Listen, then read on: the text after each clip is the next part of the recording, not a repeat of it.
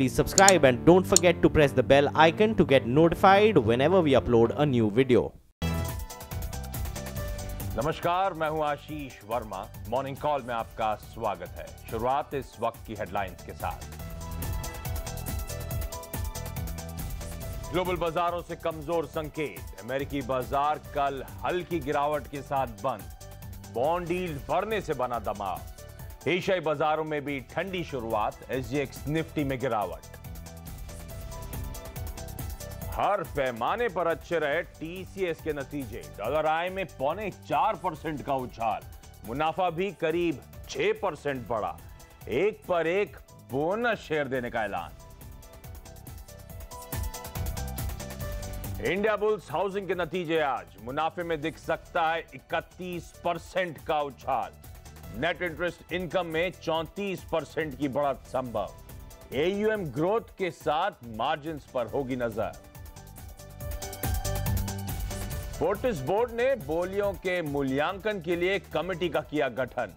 26 अप्रैल को पैनल देगा रिपोर्ट। उधर फोर्टिस को खरीदने की दौड़ में रेडिएंट भी कूदी। 10,000 करोड़ रुपए का नॉन बाइंडिंग ऑफर दिया। एसआर स्टील के लिए आर्सलरमित्तल की बोली पर फिर होगा विचार। एनसीएलटी ने रेजोल्यूशन प्रोफेशनल को दिए निर्देश। और रेपो रेट बढ़ने की आशंका बढ़ी। मॉनेटरी पॉलिसी कमेटी के मिनट सामने आए। मिनट्स के मुताबिक 4 से 5 अप्रैल की बैठक में माइकल पात्रा के साथ विरलाचार्य ने भी की दरें बढ़ाने की सिफारिश।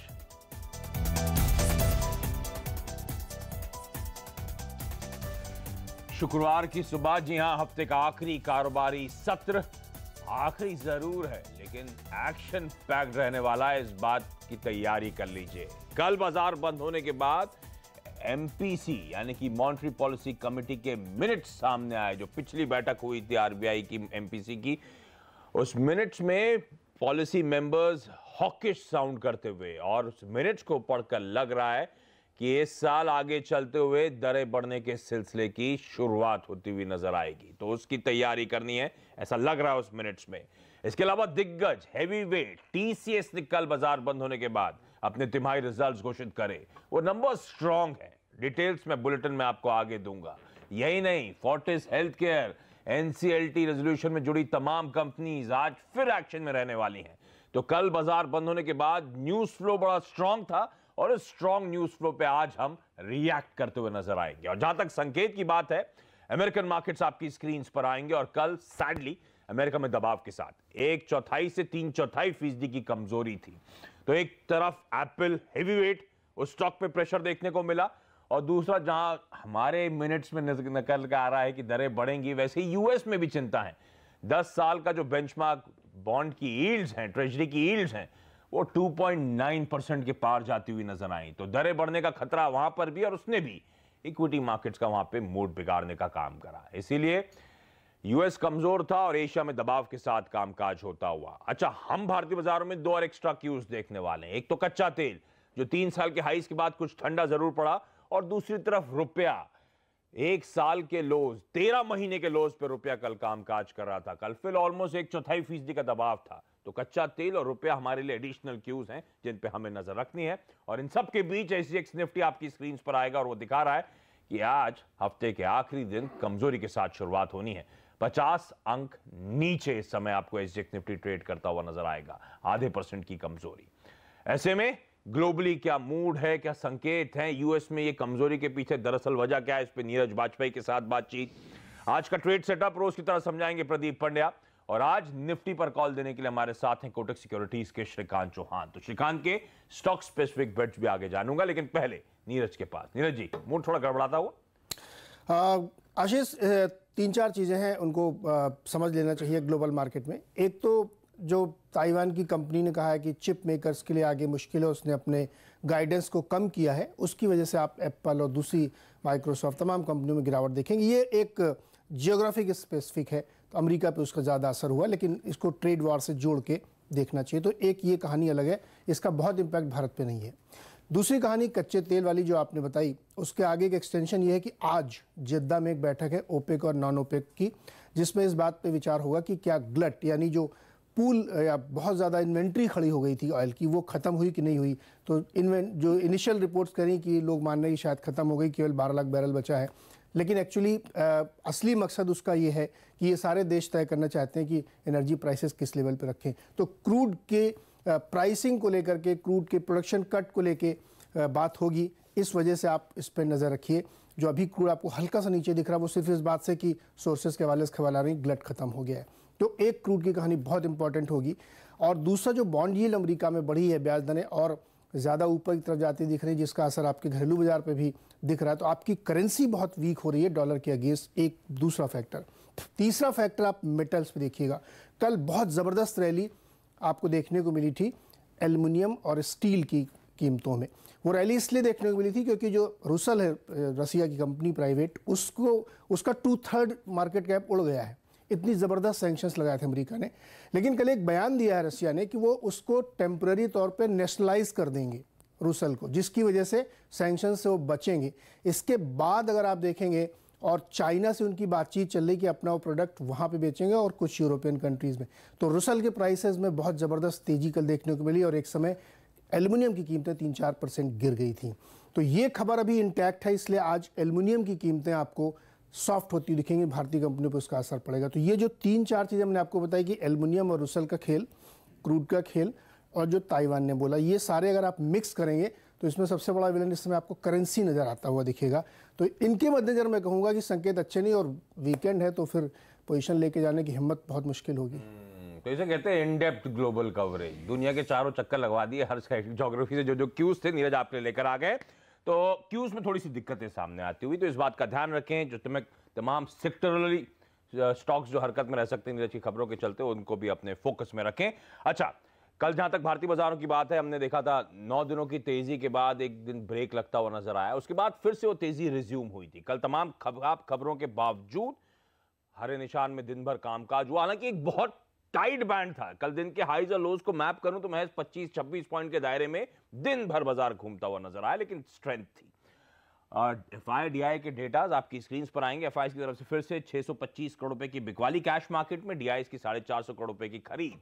लेकिन एफआई ने index futures, index option, stock futures में खरीदारी करी है। कुल मिलाकर 1111 करोड़ रुपए के आसपास की बाइंग का आंकड़ा। तो ये डेटा पॉइंट्स क्या इंडिकेट कर रहे हैं? रणनीति क्या होगी? ट्रेड सेटअप कैसा है? प्रदीप पंड्या जुड़ते हुए। प्रदीप, गुड मॉर्निंग, बताएं। गुड मॉर्निंग आशीष। तो जैसे कि नीरज ने और आपने बताया कि ग्लोबल क्यूज इस वक्त मिले जुले से नजर आ रहे हैं, कोई बड़ा दबाव नहीं है, लेकिन खबरें ऐसी हैं जो आपको थोड़ी चिंता में रखेंगी।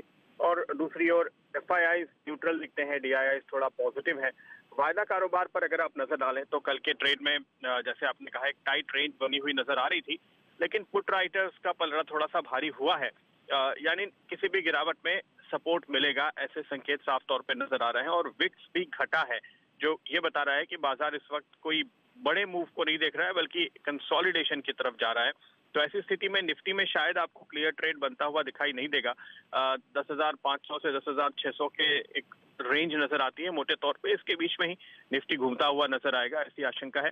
निफ्टी बैंक का जहां तक सवाल है, उसमें हमने थोड़ा करेक्शन देखा है पिछले 2 दिनों में, तो अब वो शॉर्ट टर्म सपोर्ट के करीब है। और ऐसे में अगर थोड़ी बहुत कमजोरी हो तो यहाँ पर खरीदारी का मौका बन सकता है। 24,900 पर एक स्टॉप लॉस लगाकर आप इंट्राडे के लिए एटलीस्ट ट्रेड करने की कोशिश कर सकते हैं। यहाँ पर भी अपसाइड जो है वो 25,400 25,500 के बीच तक जाता हुआ नजर आता है। तो चूंकि इंडेक्स रेंज बाउंड है, उस रेंज के अंदर ही आप ट्रेड करने की कोशिश कर सकते हैं, चाहे निफ्टी हो या बैंक निफ्टी हो। बिल्कुल ठीक।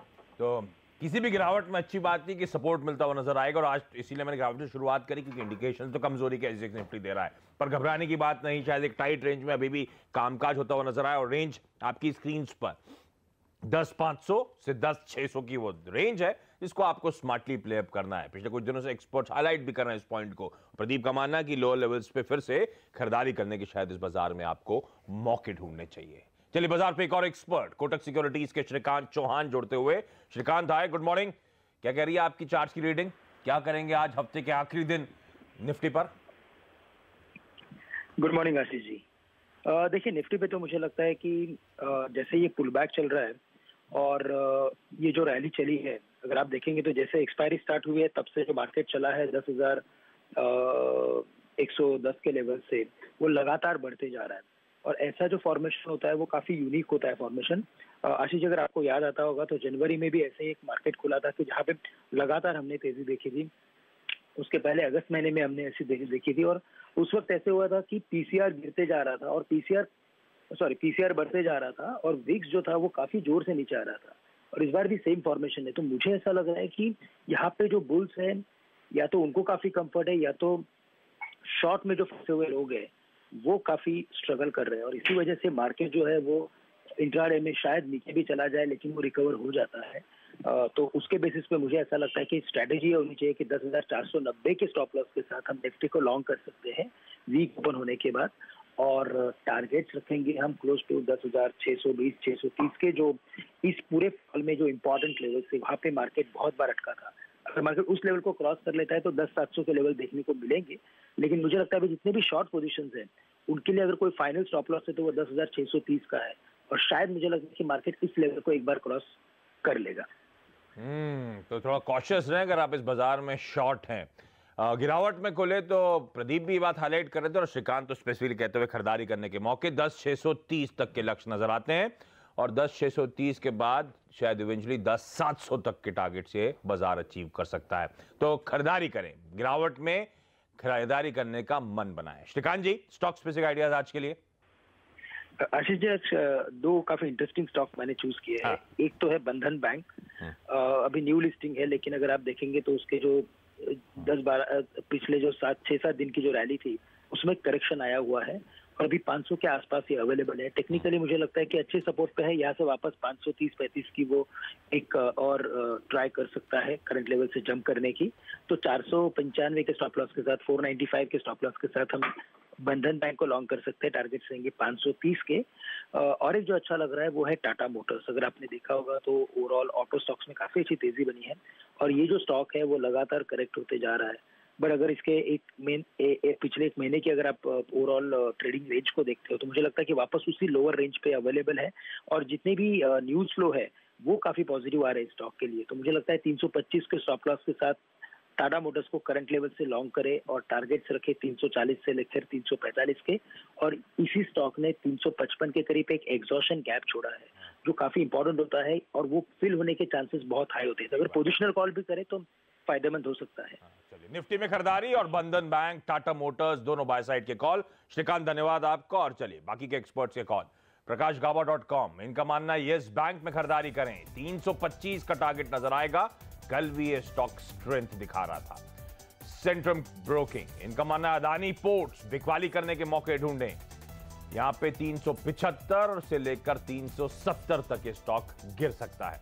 और फाइनली ट्रेड स्विफ्ट ब्रोकिंग, इनका मानना है डॉक्टर रेड्डीज लेबोरेटरीज खरीदारी करनी चाहिए। 2230 का लक्ष्य आपको अगले 4 से 5 दिनों में हासिल हो जाएगा। तो 5 में से सिर्फ एक अदानी पोर्ट सेल कॉल, बाकी बंधन bank, Tata Motors, yes bank और डॉक्टर रेड्डी सब में खरीदारी करने के मौके। लेकिन चलिए आप खबरों वाले शेयरों पे फोकस करते हैं। हेमंत रोज की तरह जुड़ चुके हैं जो आपको बताएंगे आज के टॉप स्टॉक्स इन न्यूज। लेकिन एक काम करता हूं, पहले टीसीएस की बात कर लेते हैं क्योंकि बाजार बंद होने के बाद वो दिग्गज कंपनी ने अपने तिमाही रिजल्ट्स घोषित करे थे। और जहां तक टीसीएस की बात है, आपको याद होगा रिजल्ट से पहले लगातार वो स्टॉक मजबूती बढ़त के साथ कामकाज कर रहा था। इस होप में बाजार था कि एक स्ट्रांग नंबर डिलीवर करेगा और ऐसा कोई डिसअपॉइंटमेंट भी नहीं। बाजार की उम्मीद थी अच्छे नंबर्स की, उस उम्मीद से भी बेहतर परफॉर्मेंस टीसीएस ने डिलीवर करके दिखाया है। ऐसा मैं क्यों कह रहा हूं? डॉलर आए, हम एक्सपेक्ट करते 2.5% का उछाल, दरअसल ऑलमोस्ट 4% के आसपास तिमाही दर तिमाही ग्रोथ देखने को मिली है। और एनालिस्ट जिसे देखते हैं कांस्टेंट करेंसी ग्रोथ 1 से 1.25% एक्सपेक्टेड था। लार्जली सारी रिपोर्ट्स में 2% कंपनी डिलीवर कर पाई है। तो उम्मीद से अच्छे नंबर्स, बीएफएसआई को लेकर, रिटेल को लेकर मैनेजमेंट कॉन्फिडेंट और ऑप्टिमिस्टिक साउंड कर रहा है, तो अच्छी कमेंट्री। लेकिन एडिड स्वीटनर या आइसिंग ऑन द केक आप कह लीजिए कि 50 साल पूरे हुए थे, गोल्डन जुबली सेलिब्रेशन था, तो कई लोग मान के चल रहे थे कि एक बोनस या स्पेशल डिविडेंड आएगा। बोनस आ गया है, तो वहां पे भी कोई डिसअपॉइंटमेंट नहीं। 1 for 1 का बोनस इन्होंने इशू करा है या अनाउंसमेंट करा है। तो महज 2% दूर है, ध्यान रखें, अपने 52 हफ्तों के हाईज से। तो शायद अच्छे नंबर्स, बोनस की खुशी में आज नए हाईज लगाता हुआ स्टॉक नजर आया। रेडा पे रखें। अच्छा चलिए, टीसीएस के रिजल्ट्स पे इस कंपनी के एमडी और सीईओ राजेश गोपीनाथन साहब ने क्या कहा, ये सुन लीजिए। I would say incrementally we are now more confident about BFS North America than we have been in the recent past.